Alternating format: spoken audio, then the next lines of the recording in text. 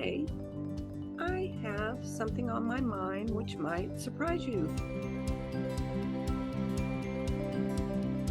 Today I am all about guilt. Ugh. Yes, guilt. It's something that surprisingly comes up with great frequency during animal communication sessions. In fact, most people, when they come to an animal communicator and they want to talk about something or they want to problem solve or they just are curious, guilt is not usually what they had on their mind. But by the time we are doing a little chit chat at the end of a session or we're closing things down and wrapping things up, there it comes. That little guilty question.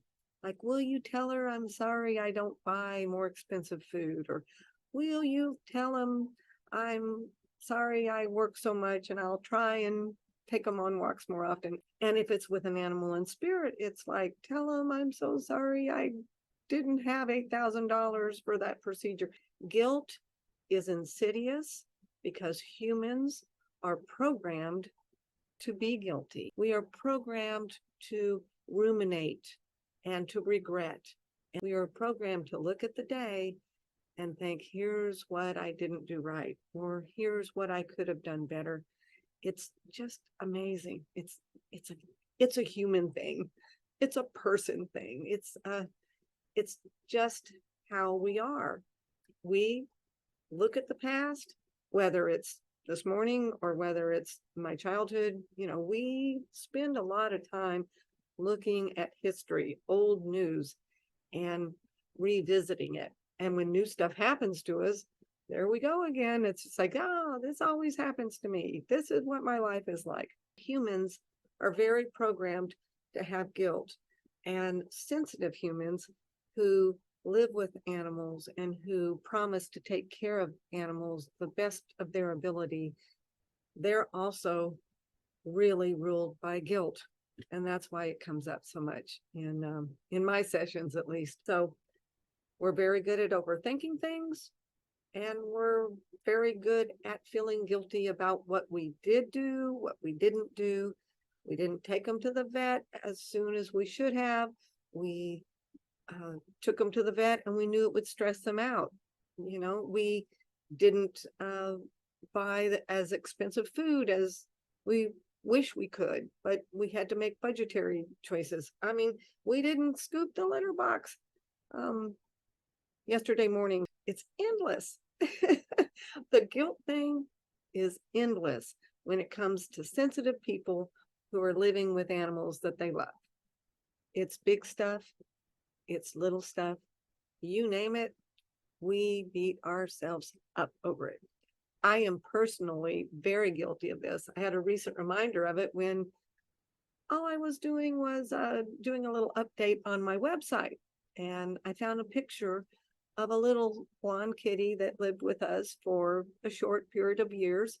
And I thought, oh, I'll put that picture of Biggles on my page. It's perfect.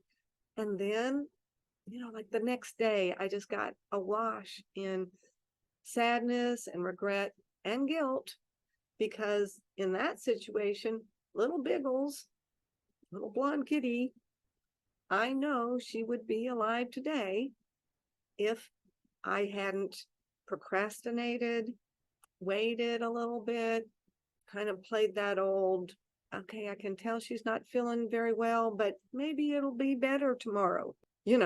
We're prone to being optimistic as well as feeling guilty. So that night, when I saw she wasn't doing well, I didn't take her to the emergency vet. I said, oh, I'm tired. I'm exhausted. It's so much more expensive when you go, in the midnight hour. We'll go tomorrow. Maybe she'll be better by tomorrow.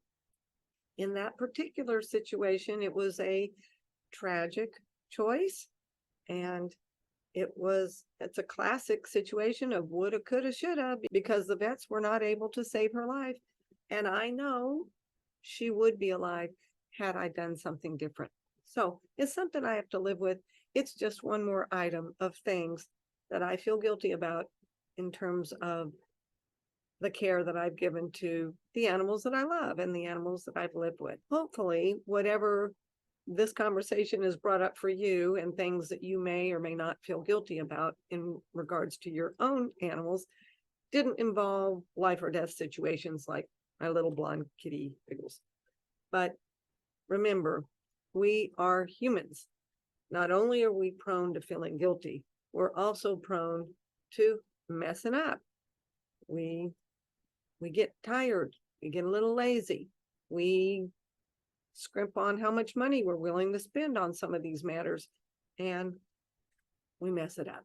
And then we feel guilty and we revisit our guilt on a continuous basis. If any of this sounds familiar to you, I just want to offer you a moment of forgiveness from the animals that I have communicated with, because as programmed as humans are to feel guilty, animals are not programmed to feel angry and hateful and irritated and irate. They are more, they live in the present moment. They are like, hey, she didn't take me on a walk this morning, but now I'm sitting in my happy little bed and I'm getting pets while we're watching TV. And think about it. Humans, we ruminate and we revisit and we think about everything that we didn't do right as we go to bed. We're going to bed and we're thinking, oh, I really didn't do that well. And the animals are like, yeah. Do they prefer the expensive treat? Yes. Do they want you to walk them all the time? Yes.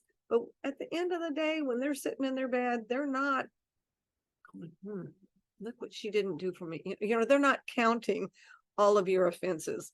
The human is counting all of their offenses. The animal is saying, it's a good day. I've got a full belly and a warm bed.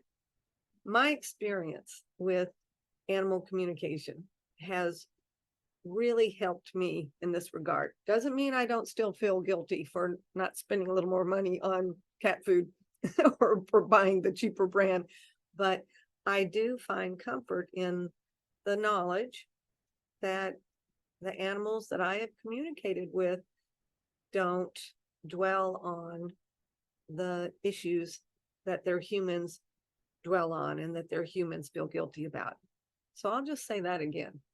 Isn't it comforting that you can be beating yourself up about all the things that you do or don't do right in regard to your caretaking skills and your caretaking actions with your animal, but your animal is like, I really love this person. I'm really glad I live with this person. I'm having a good day living with this person. They are not saying, why didn't that lady walk me more yesterday? Well, this is the 5th time this week that she sat and stared at her computer and didn't walk me. That's just, do you hear what I'm saying? They are not doing all this revisitation of old crimes. They are not doing all this unnecessary mental meandering. That's the human's job. That's what people do. That's not what animals do.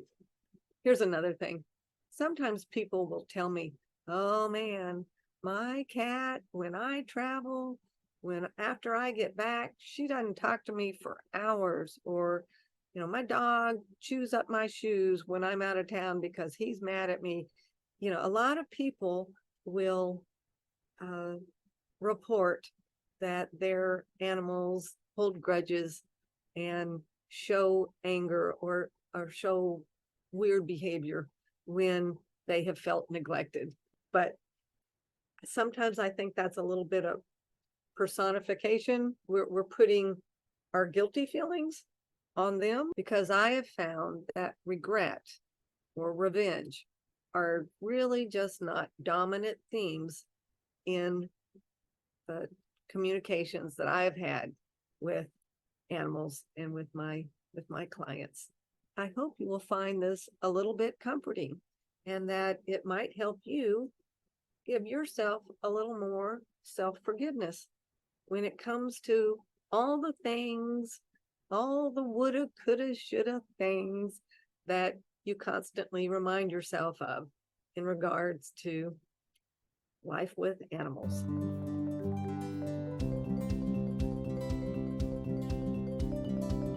All those amazing creatures, they just love us. They just love us despite our shortcomings. Isn't that cool?